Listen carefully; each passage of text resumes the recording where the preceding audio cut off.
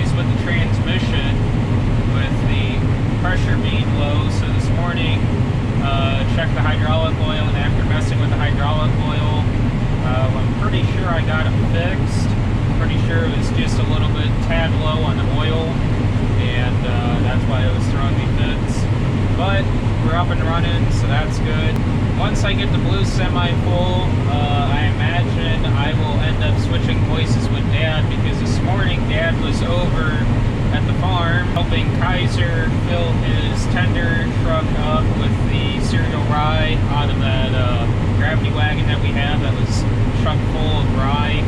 And he's going to spread the 150 acres of beans that we cut over here, that ground, and the 40 on the corner with cover crop, that cereal rye.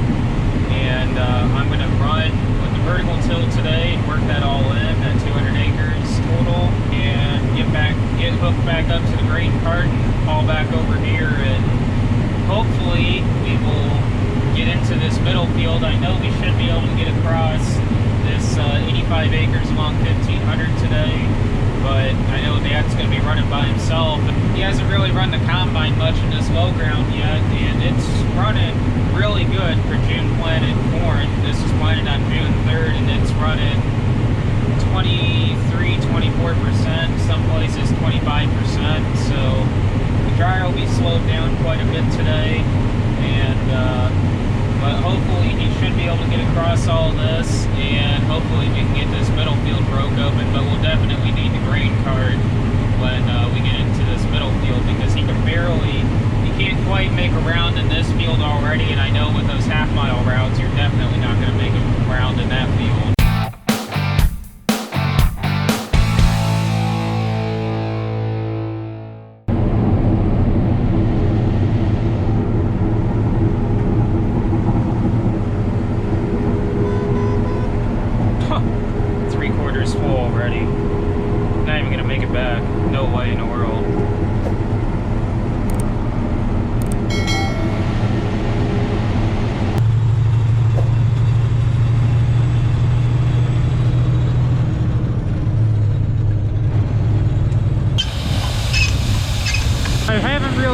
Talked about our grain setup. I will in a future video, but for now this will just be a quick little overview of it. So we got our dump pit here. This pit holds about 1,000 bushel, so we can come in here and just about completely dump a complete truck in here.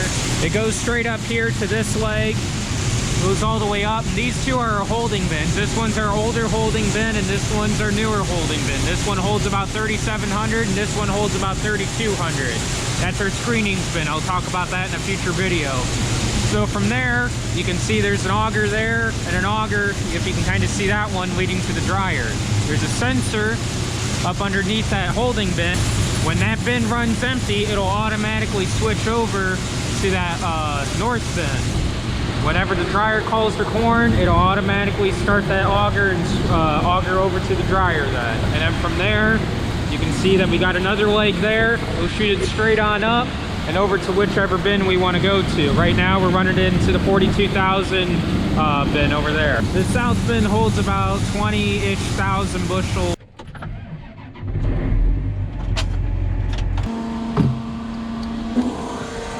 I'm going to go ahead and run fuel in that and make sure that thing is topped off and ready to go.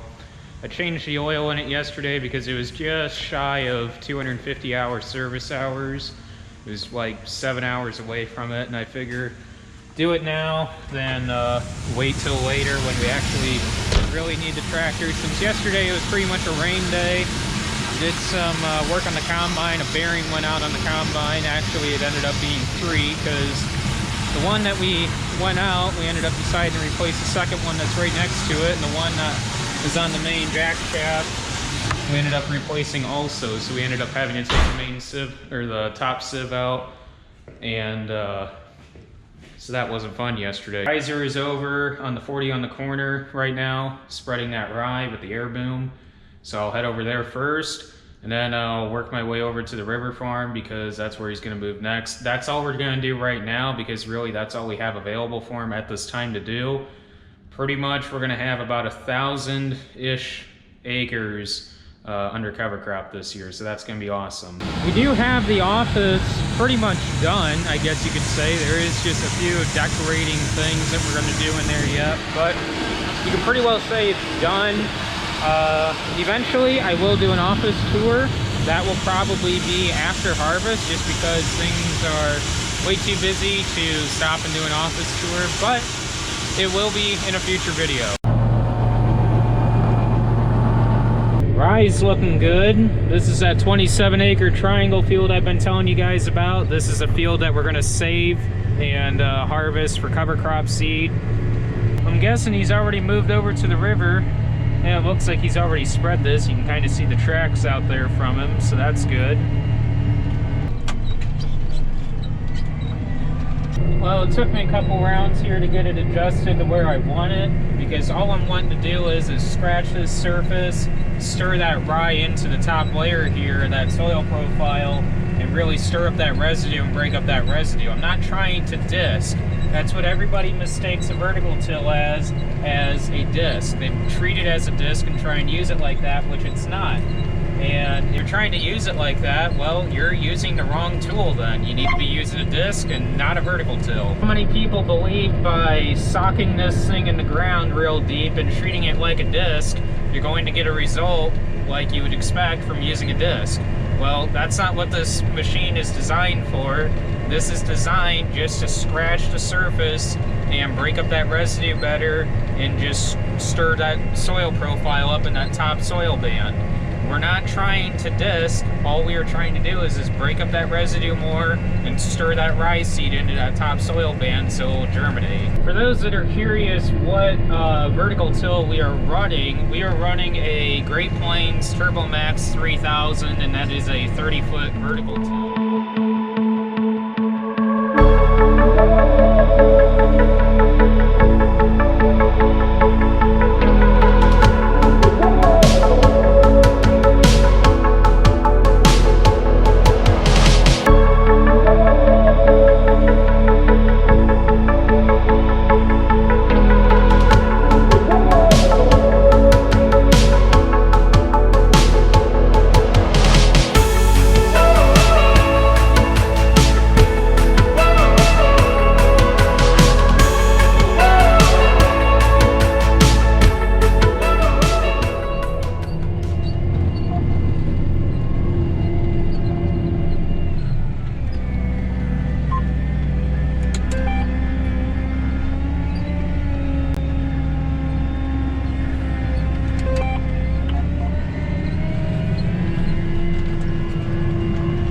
Well, I got this 40 acres wrapped up now, and I'm going to move over to the river. There's 150 acres over there, and it should take me late into the night to get that done, so I'll be working on that the rest of the day today.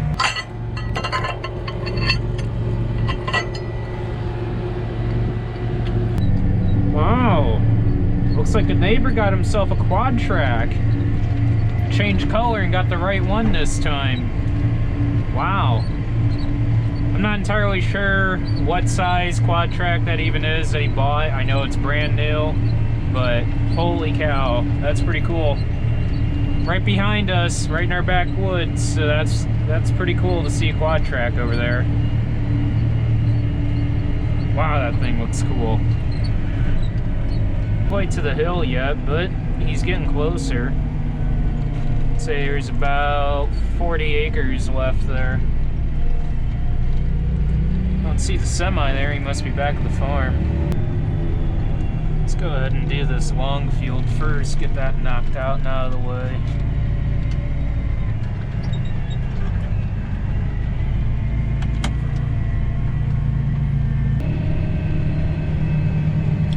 Gotta love auto steer. Randy's situation is complicated. In many ways, he's a complicated guy, yes.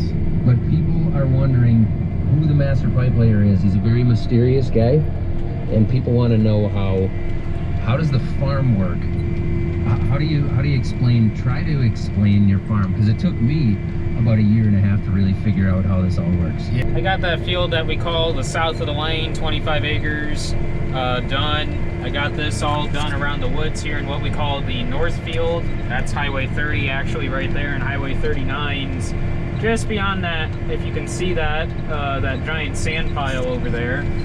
And Dad and I have been talking because he's having issues still with that transmission. What it's doing is, and it threw me issues last night starting around 10 o'clock, every time you engage the separator, not every time I should say, just every once in a while, normally, well really when you pull away from the truck, since we're not running the cart over there, every once in a while when you engage the separator in the head and you move about a foot and a half, a stop code comes up and you immediately can't move, and it's something to do with the transmission having low pressure.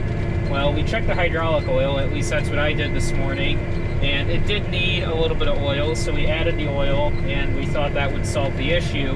The issue is still persisting. Now granted, it's not every time, it's like, I don't know, once out of every 8 dumps I would say on the truck, 10 dumps. And it's just frustrating because in order to fix it, at least a quick and easy fix, is to shut everything down, shut the combine off, turn the combine back on, and gee, it works great.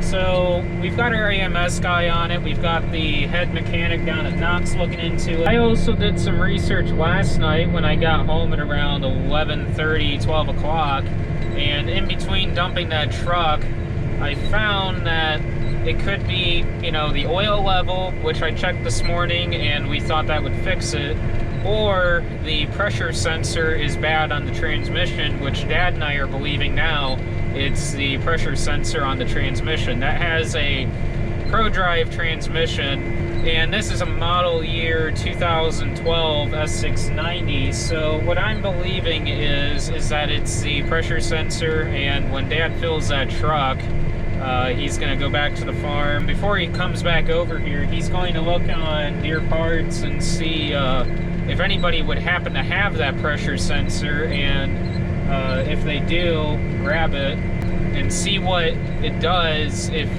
we replace that sensor. Hopefully it's just that sensor. Our AMS guy was wondering about recalibrating that transmission, which we did about 5 months ago, I think, around when we first started messing with the combine. The hydrostat was a little jerky, and he said he could fix that and recalibrated the transmission, and it worked really smooth then.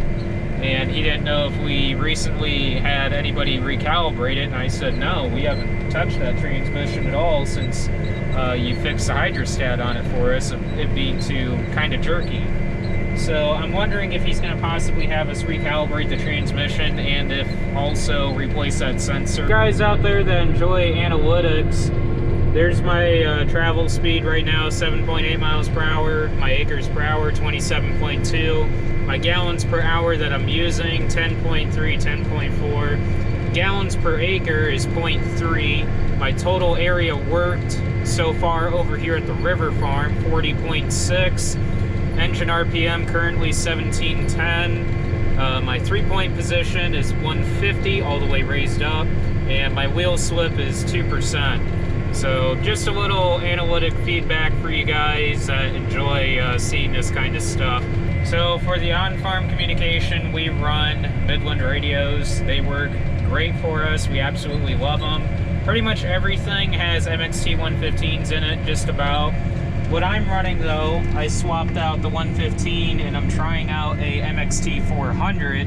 So instead of 15 watts of power, this radio actually has 40 watts of power.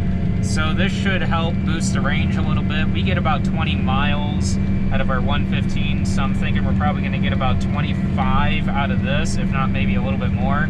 I also, underneath the radio, I installed an external speaker.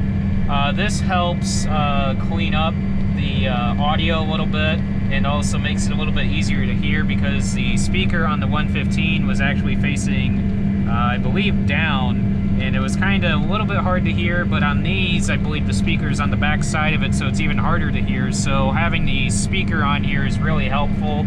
And the mic is a little bit different on this one, but it's still the same on how it functions compared to the 115. Same way on how I wired it. I do have a fuse up there though for the 40 watts of power, but it still plugs right into the auxiliary port down here on the tractor. I also keep a Midland X talker with me at all times. That way, especially during harvest, if I'm running cart and I got to get out and move a truck or something, I can whip this on and keep it with me at all times. That way I maintain communication with all of our radios that we have between the semi, the combine, the tractor, and etc. Well, Dad is on his way over to Plymouth right now. Green Mark over in Plymouth ended up having that pressure sensor.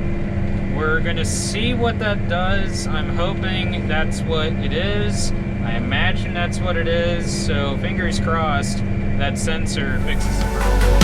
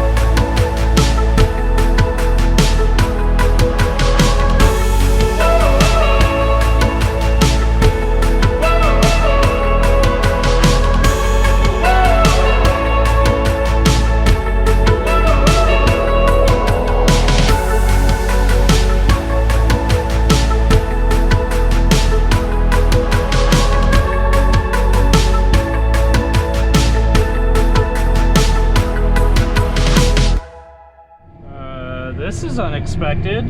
I didn't think it was supposed to rain. I don't know, looks like pop-up scattered showers, but it's gonna keep going unless I get really rained out. Well, I think I finally got the combine fixed. I talked with the AMS guy and we changed that pressure sensor, and the AMS guy wanted me to recalibrate the transmission, so he walked me through how to do that. And the error message went away, so that's good. So hopefully we don't have any more problems with it. I've got about another 2.5 hours here yet, I'd say at least. And then I'm finally done with at least half the river farm. The other half I'll probably end up doing this weekend. Really all depends on when we get this corn out, which I'm thinking should be Friday afternoon. So probably this weekend we'll have Kaiser spread the rest of the rye over here, and either Sunday, if not the first part of next week, I'll end up working this other 150 acres over here. We do. We're a little bit, we got some challenge, or some more challenging ground with a lot of, like Zach said, as you move east, you get into more coarse textured sandy soils, so we're trying to maximize those acres with some small grains, wheat, canola. We're gonna try this next, not in 2020, we're gonna try throwing some beans on them just for how wet the Augusts have been the last couple of years. We're hoping we can maybe on what? On some, like soybeans? Soybeans on some on this coarse textured sandy soil that Not pivoted? no, non-irrigated, Dry land. that could use a half-inch of rain a week. Do you do no-till or anything on that? I mean, do you treat that differently on that dry land? We run a vertical till machine, so instead of some kind of conventional till? Yep. We just getting our feet wet in that the last couple of years is we'll run vertical till on this, especially this sand ground. Corn, beans, wheat, whatever. We'll run that vertical till machine across it this fall, and like I said, we're just trying to get our feet wet, so we're experimenting a lot, and that's the best way. Right. An online buddy we met online. His name's Jay Hill. He farms down in Texas, New Mexico area, way out in western corner of Texas. The guy's got, I don't know, 3,862 irrigators. And he was up last year. He showed me his map on his phone. He had the map of the irrigators. Sure. And he was watching each irrigator go, and I'm pretty certain he could check the flow of each one and where each one was at and the condition and what was going on. Yep. I mean, do you guys have that? Do the guys around here have that? I mean, yeah. the technology in irrigators is not as simple as, well, we ran this many hours at 800 gallons per minute. Yeah. You know, this is what we put out. You guys are fertilizing through them, right? Yeah, we put nitrogen through them, so we're spoon feeding that crop, and that's the one thing. Technology, the irrigation technology has come so far in the last 10 years. It's moved like everything else in agriculture, the technology. And Well, it is currently 9:35 right now, and I just wrapped up this north field, so I'm half done with the river farm. But like I said, we still have to pick the other half of the river farm in order for the cover crop to be blowed on with that air boom, and then we'll work it in with the vertical till. So just over 10 hours today running the vertical till, and got many more hours yet to run because we're going to be seeding a lot of cover crop this year. So anyways, guys, thanks for watching, and don't forget to like, comment, and subscribe down below, and I will catch you guys in the next video.